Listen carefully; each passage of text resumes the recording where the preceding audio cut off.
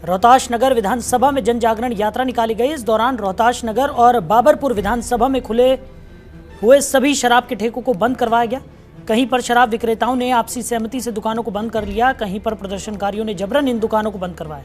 प्रदर्शनकारियों को संबोधित करते हुए विधानसभा में विपक्ष के नेता रामवीर सिंह बिदूड़ी ने कहा कि हम किसी भी कीमत पर इन शराब की दुकानों का विरोध करेंगे और हिंदू त्योहारों का अपमान नहीं होने देंगे और आने वाले विधानसभा सत्र में ये मुद्दा जोर शोर से उठाया जाएगा।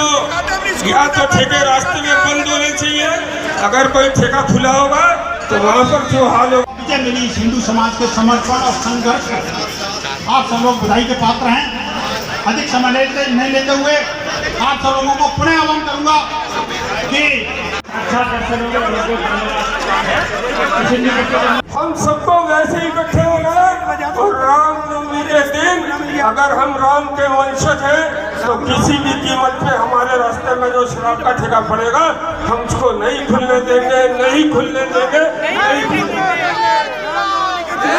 तिवारी जी और योगेश जी आगे आगे चलेंगे, हम सबको इनके साथ साथ चलना है। और मैं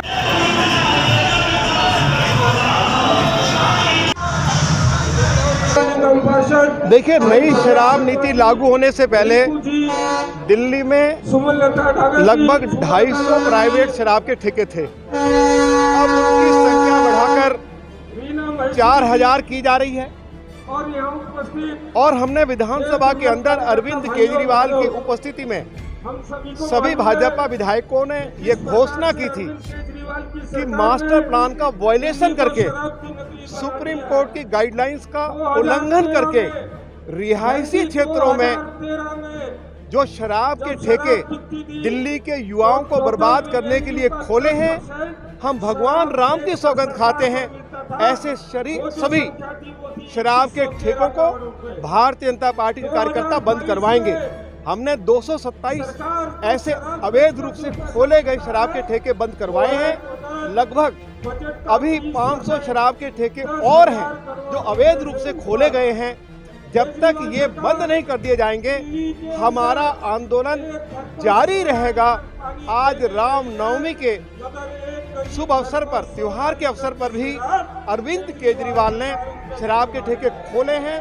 हमने उनको चेतावनी दी थी कि आप रामनवमी पर शराब के ठेके मत खोलिए, लेकिन हमारी चेतावनी का उनकी सरकार के ऊपर कोई असर होता हुआ नहीं दिखाई दे रहा है। नई शराब नीति लागू होने से पहले 21 ड्राई डेज होते थे, उनकी संख्या घटाकर 3 कर दी है। प्राइवेट शराब के ठेके 250 होते थे, उनकी संख्या बढ़ाकर 4000 से ज्यादा कर दी है और मास्टर प्लान का वायलेशन करके, सुप्रीम कोर्ट की गाइडलाइंस का उल्लंघन करके जितने भी शराब के ठेके खोले गए हैं, एक एक शराब के ठेके को हम बंद करवाएंगे। 227 शराब के ठेके बंद करवा दिए हैं, जो बाकी रह गए इनको भी बंद करवाएंगे। मैं आज राम का जन्मोत्सव है और केजरीवाल सरकार के लिए डूब मरने वाली बात है।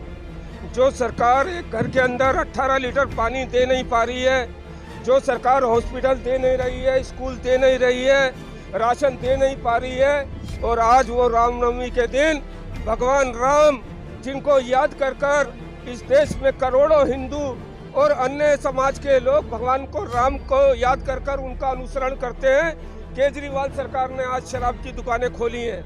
इसका विरोध करने के लिए हम सब लोग एकत्रित हुए हैं और हम किसी भी कीमत पर आज शराब की दुकानें नहीं खोलने देंगे। अभी 8-10 किलोमीटर हम लोग चलेंगे और कहीं पर भी कोई शराब की दुकान खुली होगी तो उसके सामने हम विरोध करेंगे।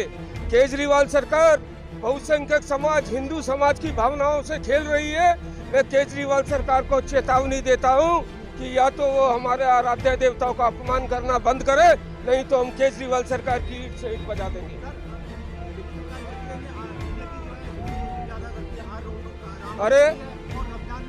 अरे रमजान भी चल रहे हैं, भगवान राम का जन्मोत्सव है। आप रिवेन्यू कमाने के लिए देश के करोड़ों लोगों की भावनाओं से खिलवाड़ करोगे? आप रेवेन्यू कमाने के लिए भगवान राम का अपमान करोगे? इस देश के अंदर हिंदू समाज का इससे बड़ा अपमान क्या हो सकता है? हमारे आराध्य देव भगवान राम, आज उनके जन्मोत्सव पर शराब के ठेके खुले हुए हैं। इससे बड़ी शर्म की बात दिल्ली सरकार के लिए और कुछ नहीं हो सकती।